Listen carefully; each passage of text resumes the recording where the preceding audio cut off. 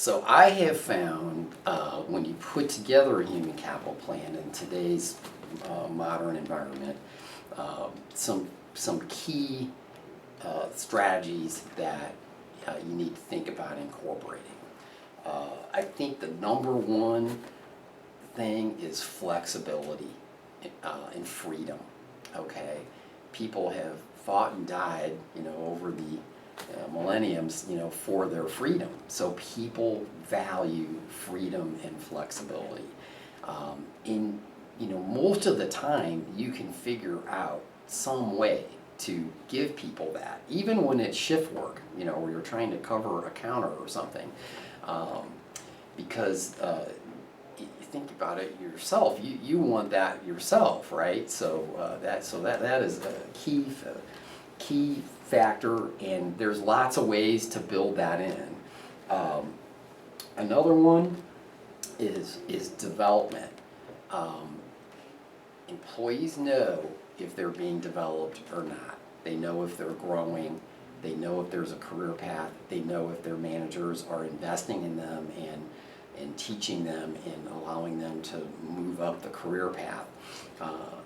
And they know when they're being just ignored and just working in a dead-end job. So anytime you can create a career path and then put resources and time into their development, even though you don't have a lot of time as a small business owner, there's ways to do it. Just by doing the work is one way to develop people.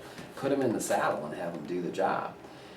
Another one is incentive-based pay. It doesn't have to start with incentive-based pay, but if you bring somebody in on fixed pay or hourly pay or salary, but those people know that they can earn incentive-based pay, which is above market compensation, to the point where they never look back at their fixed pay anymore options, because they can earn so much more on incentive-based pay. It's not for everyone, and you can be flexible with it, but that can be a huge motivator in your human capital plan. Health insurance is a big one, and the key to health insurance is you gotta have a small business health insurance broker. And it took me decades to find a really good small business health insurance broker who helps the little people who are 20 and under number of employees. But I think it can be done now for most people, for most small businesses. And then that is a huge draw, for a candidate, and also for employee retention. People tend not to leave if they've got their health insurance with the employer. I think another one is nice environment.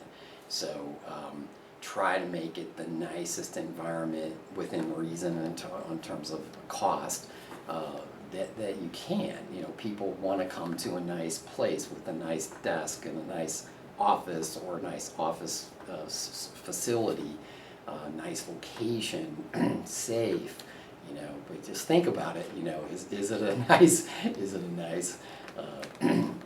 facility or not? Would you want to work there? And put some. It doesn't. Again, you don't always have to spend a lot of money. Used office furniture is like almost free, if you just just look for it. There's always stuff out there. I think private space is a real draw. And I know people go back and forth on this, and different people want different things, but when you're working right next to somebody, your blood pressure is just up a little bit more.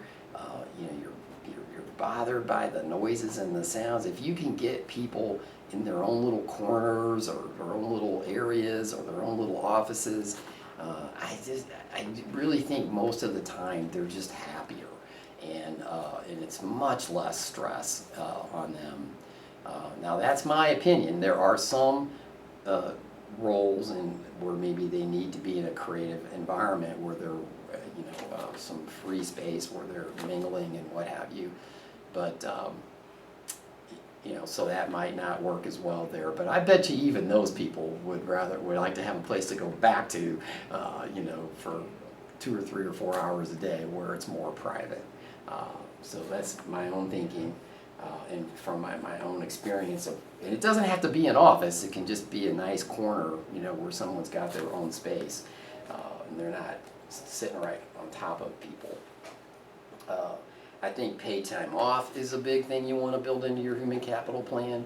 A nice, flexible paid time off type of plan that gives people enough time. Doesn't have to be exorbitant, but enough time where, you know, they can take off for the things they need to with their families.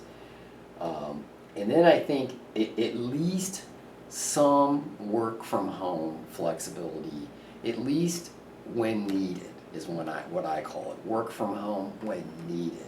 If you can create the ability for them, oh, my kid's sick today, you know, I'm just going to work from home, and I can get into the, you know, to the software and my computer from home.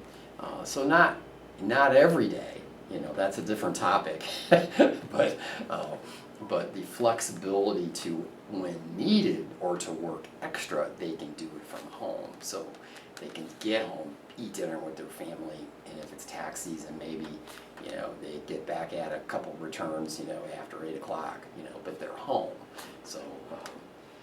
So those are just some of the things that I've learned over the years to try to build into a good human capital plan.